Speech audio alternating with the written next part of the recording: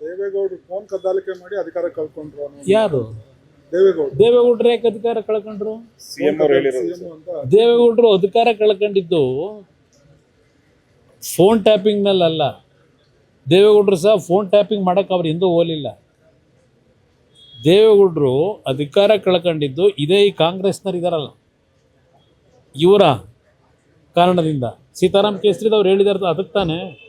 ಸೀತಾರಾಮ್ ಕೇಸರಿ ಪ್ರಕರಣ ಏನಿದೆ, ರಾಜೇಶ್ ಪೈಲಟು ತೀರ್ಕೊಂಡು ಹೋಗಿದ್ದಾರೆ, ಎಸ್ ಬಿ ಚೌಹಾಣ್ ತೀರ್ಕೊಂಡು ಹೋಗಿದ್ದಾರೆ, ಗೃಹ ಸಚಿವರಾಗಿದ್ದವರು. ಶರದ್ ಪವಾರ್ ಒಬ್ಬರು ಇನ್ನೂ ಬದುಕಿದ್ದಾರೆ, ಆರೋಗ್ಯ ಚೆನ್ನಾಗಿಲ್ಲ. ಶರದ್ ಪವಾರ್ನ ಭಾಳ ಆತ್ಮೀಯರಲ್ವಾ ಸಿದ್ದರಾಮಯ್ಯನವರಿಗೆ. ಅವರೇನೋ ಶರದ್ ಪವಾರ್ ಹೇಳಿದ್ರಂತಲ್ಲ 2004ರಲ್ಲಿ ನಿನಗೆ ಮುಖ್ಯಮಂತ್ರಿ ಸ್ಥಾನ ಕೊಡೋಕ್ಕೆ ತಯಾರಾಗಿದ್ದರು, ದೇವೇಗೌಡರೇ ಬೇಡ ಅಂತ ಹೇಳ್ಬಿಟ್ರು ಅಂತೇಳಿ. ಭಾಳ ಆತ್ಮೀಯವಾಗಿರೋರು ಅವರು ಶರದ್ ಪವಾರ್ ಅವರು. ಶರದ್ ಪವಾರ್ ಅವ್ರನ್ನ ಹೋಗಿ ಕೇಳ್ಕೊಂಬರೋಕ್ಕೆ ಹೇಳಿ ದೇವೇಗೌಡರು ಯಾತಿಗೆ ಅಧಿಕಾರ ಕಳ್ಕೊಂಡ್ರು ಅಂತೇಳಿ. ಟೆಲಿಫೋನ್ ಟ್ಯಾಪಿಂಗ್ನಲ್ಲ ದೇವೇಗೌಡರು ಅಧಿಕಾರ ಕಳ್ಕೊಂಡಿದ್ದು.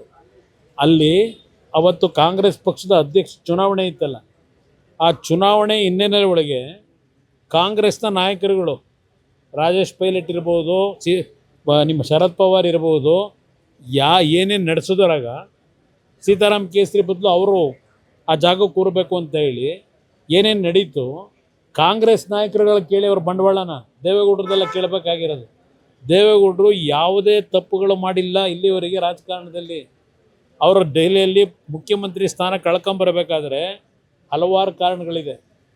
ತಪ್ಪೇ ಮಾಡದೇ ಇದ್ದಂಥವ್ರನ್ನ ಯಾವ ರೀತಿ ಅವರಿಗೆ ಮೋಸ ಮಾಡಿ ಕಳಿಸಿದ್ರು.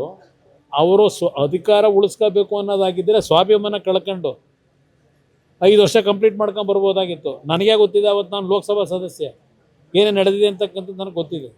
ಅದರಿಂದ ಇಲ್ಲಿ ಸಿದ್ದರಾಮಯ್ಯನವರಿಗೆ ದೇವೇಗೌಡರ ಬಗ್ಗೆ, ನನ್ನ ಬಗ್ಗೆ ಮಾತಾಡಲಿ, ದೇವೇಗೌಡರ ಬಗ್ಗೆ ಮಾತನಾಡಲಿಕ್ಕೆ ಸಿದ್ದರಾಮಯ್ಯನವರಲ್ಲಿ ಯಾವ ನೈತಿಕತೆ ಉಳಿಸ್ಕೊಂಡಿಲ್ಲ.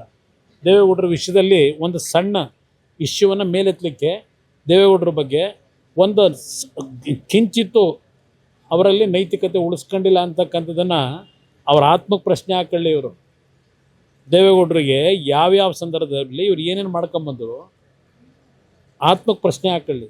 ನನ್ನ ಬಗ್ಗೆ ಟೀಕೆ ಮಾಡಿ, ದೇವೇಗೌಡರ ಬಗ್ಗೆ ಟೀಕೆ ಮಾಡೋ ಅರ್ಹತೆ ಸಿದ್ದರಾಮಯ್ಯನವ್ರಿಗೆ ಇಲ್ಲ ಅನ್ನೋದನ್ನು ನಾನು ಹೇಳಲಿಕ್ಕೆ ಬಯಸ್ತೀನಿ.